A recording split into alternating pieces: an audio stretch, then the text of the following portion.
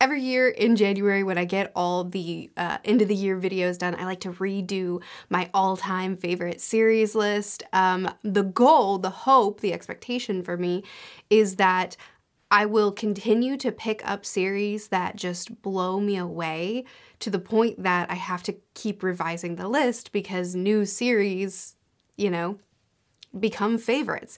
And so far, every year for the past like 4 years, I've been able to do this, and that includes this year. I actually have several new additions to the list to the point that narrowing it down to just my top 10 was actually extremely difficult. But before I get into my favorite series list, I want to tell you about this really cool project that I got to be a part of. This campaign is happening with 5 booktubers, myself included, where we have designed 5 unique enamel pins to reflect ourselves and our channels. The pin design that I worked with them on is this amazing pirate ship. You might not know this about me, but I like nautical things, specifically nautical books. No, just everything nautical actually. But I love a story about fictional pirates or just anyone sailing the seas. And this pin reflects that. It's a book and the pirate ship sailing over the pages. I love it so much. The pins are black and white hard enamel on gold plating, and they look amazing alone or together. There's a double clasp on the back to stop them from falling out, with a backfill logo just to make them pop even a little bit more. These are $15 individually, plus a small amount on shipping and handling, and only $10 each if you buy all 5. The bundle pack also comes with a bonus Bookworm Pin that's not only exclusive to this project, but also serialized so that it's unique to you.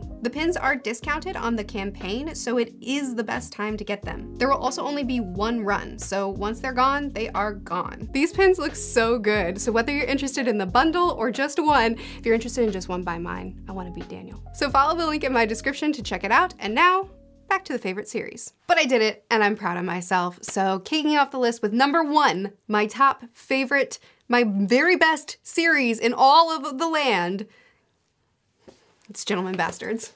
That shelf, if there's not enough weight on this side, it slants.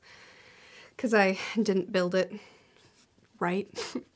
So the Gentlemen Bastards, the first book is called The Lies of Locke Lamora, the second book is called Red Seas Under Red Skies, and the third book is The Republic of Thieves. I reread these 3 books in 2023. I didn't even plan to, but someone on my Discord was like, hey, we're gonna read it for the first time. Do you wanna reread? And how do you turn that down? So I reread them and I love them more than ever. Lies of Locke Lamora follows a group of orphan boys who have been sold to Father Chains. He raises them up to be thieves and ne'er-do-wells, swindlers and con men and women to pull off elaborate, well, it's really not supposed to be elaborate, to pull off schemes to just, you know, get by in life. There's trials, everybody's gotta eat. But we have Locke, who I love so much. And he's so smart, but he's just so stupid. He has a flair for the dramatic, you could say. His introduction to the story is the thief maker is selling Locke to Chains, and he's like, the kid steals too much. If he were dying of a slit throat, he would steal the needle and thread from the physicker, the doctor, and die laughing. I think that that is that's the funniest introduction to a character I have ever read, that he steals so much that he would choose to steal rather than have his life saved and then die happy about it. Like that, I love it so much. So he's all the time getting into trouble because he has a simple job. You were asked to do a simple thing and he always just goes too far with it. He likes to go wild, to go too dramatic. He has a flair for the theatrics.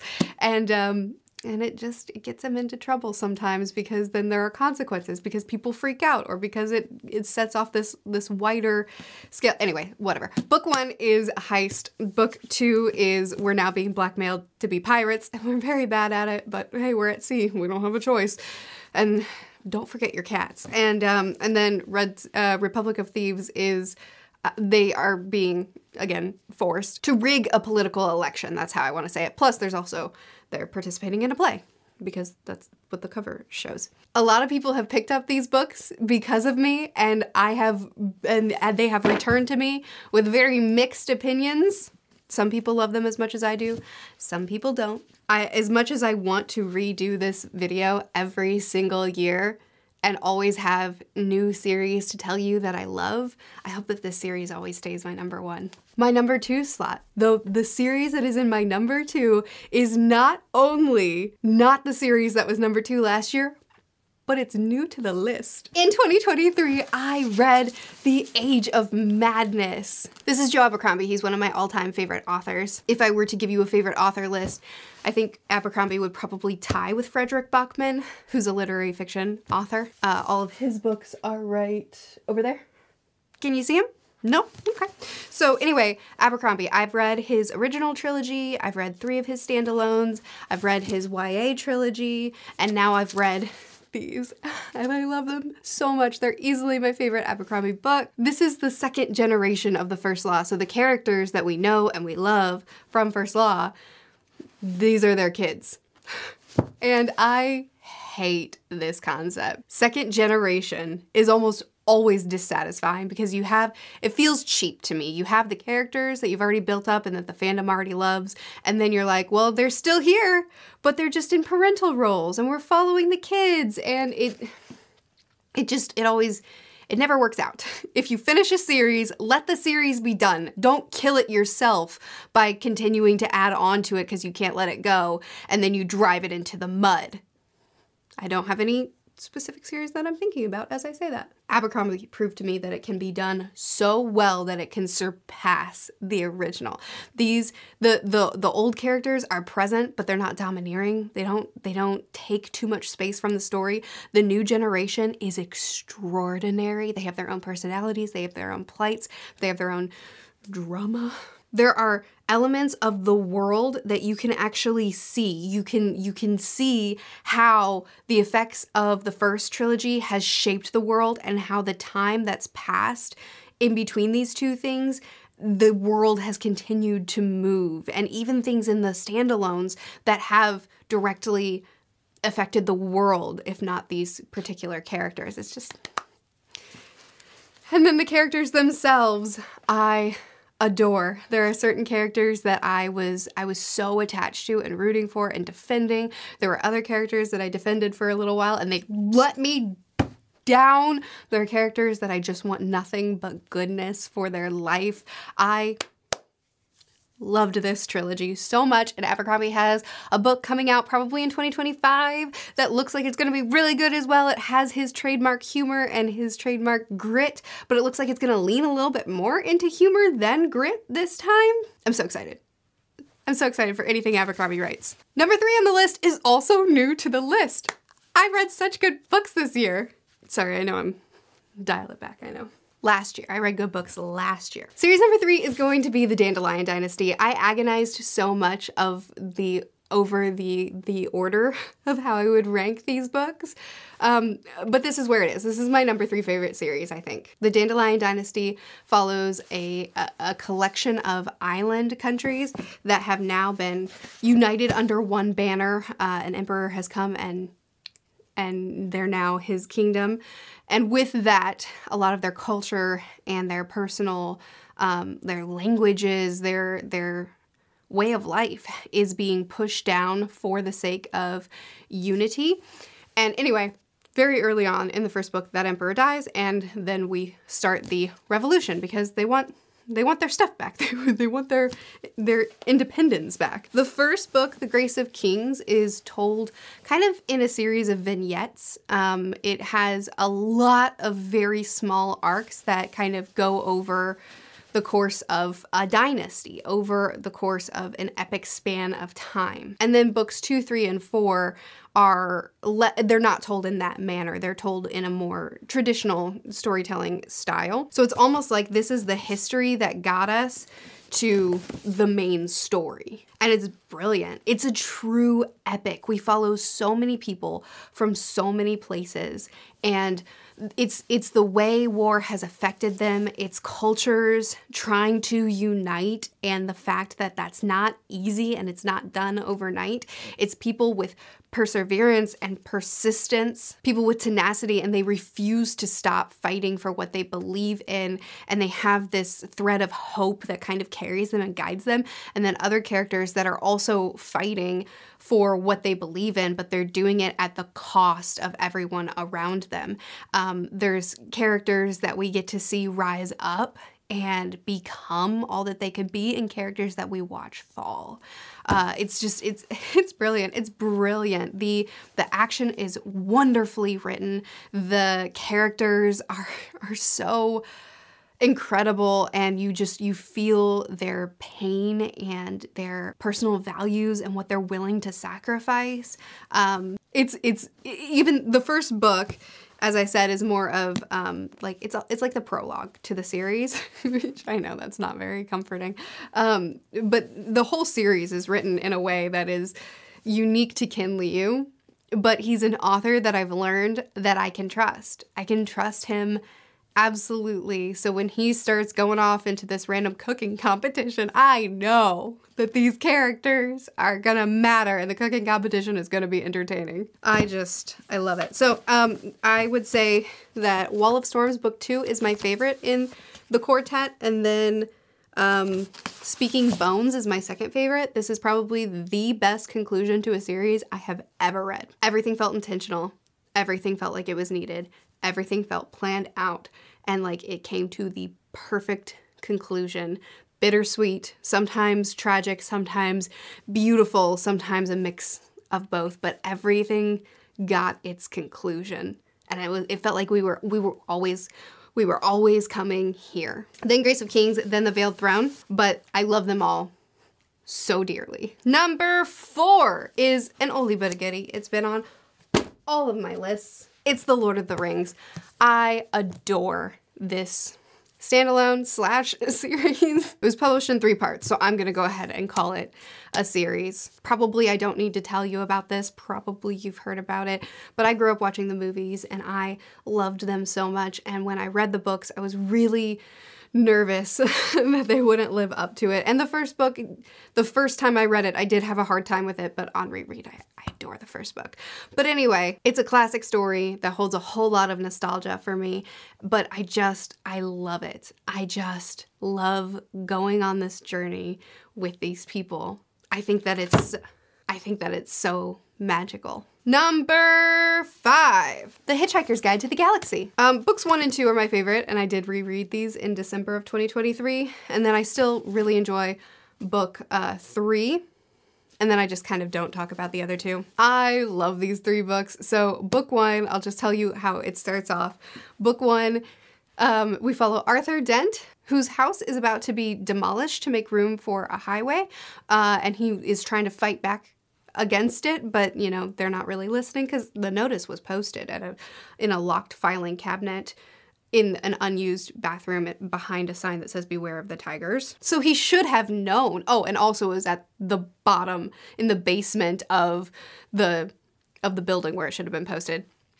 He should have known. It's on him. So anyway, he's gonna have his house demolished, but before it does get demolished, the Earth is demolished to make room for an intergalactic highway. But that actually, well, I'll leave it there. This is ridiculous. The series is so funny. It's not just the fact that it's satirical. It's not just that it's a funny story. It's not just that there's a lot of jokes and gags in there.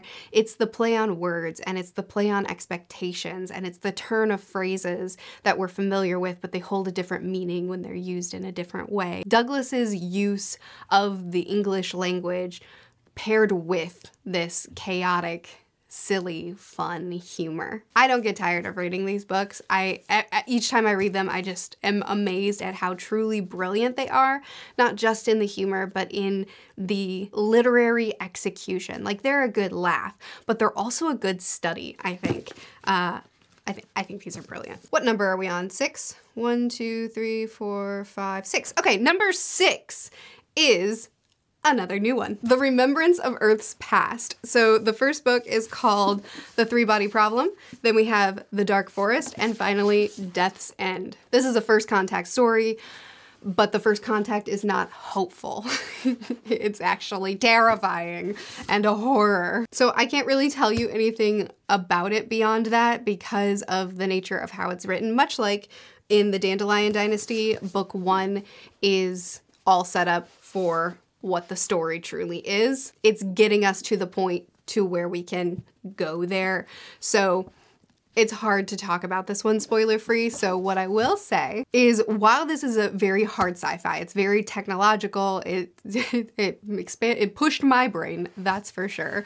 It is a series that I cannot get off my mind because just the idea, like it's changed my perspective on what first contact really means and really implies. It even pushes your concept of humanity and of how capable we maybe are, and our perspectives on ourselves and on our significance in the universe as a whole. It has some of the most visceral scenes I've ever read while also challenging me as a reader in a lot of ways. This is a series that is far smarter than I am, but that I loved reading and have recommended. My dad read it and he loved it too, though he didn't like the ending. I loved the ending.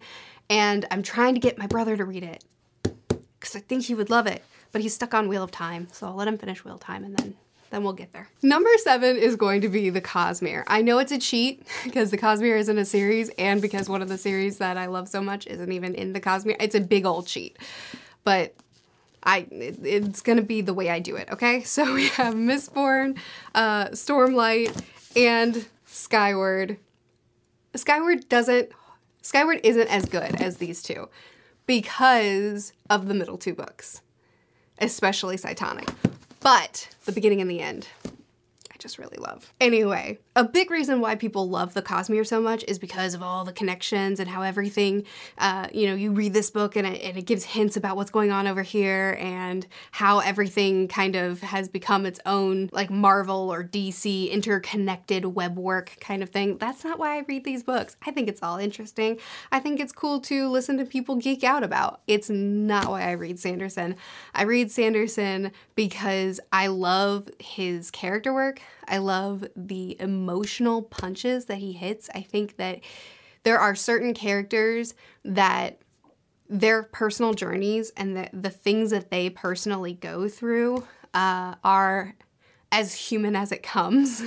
and that's a big reason why I loved Skyward so much, is because Spensa is teenage Murphy and her personal arc was just so reflective of mine. But characters processing trauma, depression, self-discovery, self-loathing. He folds really intense emotional character arcs within a technically proficient, fantastical world, and I love that. Sanderson writes very, very readable fantasy. It's easy to just fly through his books, and I always enjoy my experience. It's rare. It's very rare. I guess I shouldn't say always, but it's very rare for me to come away from a Sanderson book and not at least say, I had a great time. Number 8. I'm questioning myself. Should 8 be number 9 and 9 be number 8? I'm gonna go with, I'm gonna do it. I'm gonna stick with what I wrote. Number 8 is going to be the Beartown trilogy. So we have Beartown, Us Against You, and The Winners. I personally probably like them in the order of Us Against You first, then Beartown, though they're pretty much equivalent, and then The Winners, which is long, maybe too long, but he did have a lot to kind of bring together with the conclusion. Anyway, I love this trilogy. So this follows a small hockey town in Sweden called Beartown, and this town revolves around hockey.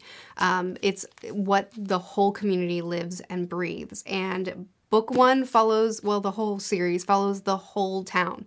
We follow kids who are in high school, we follow the hockey coach, we follow the observers who are just fanatic fans, and everything goes wrong when, I'm just going to tell you what it is so that you can decide if you want to read it or not. Everything goes wrong when one of the star hockey players rapes another person.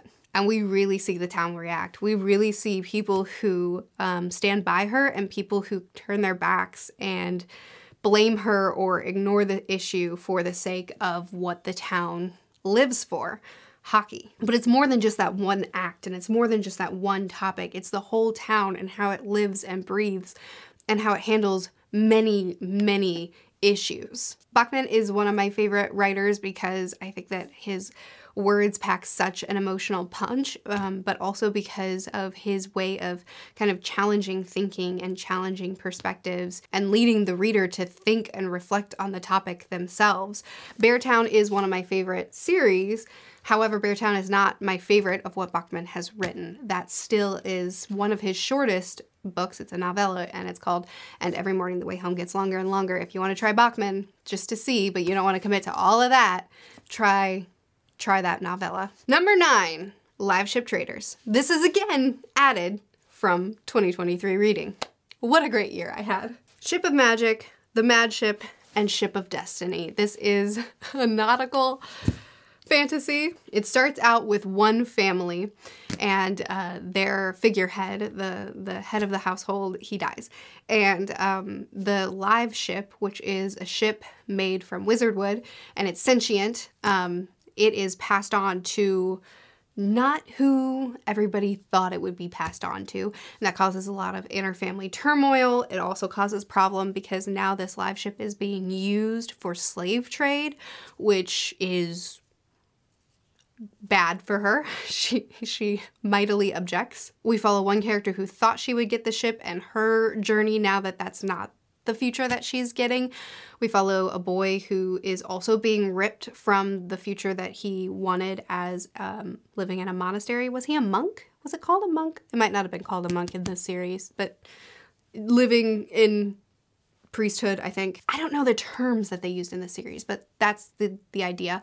As well as a young girl who really just wants to grow up too fast and gets herself in all kinds of conundrums in that journey as well. So we follow this family who's going in a lot of different directions and who disagrees on a lot of things and gets torn apart.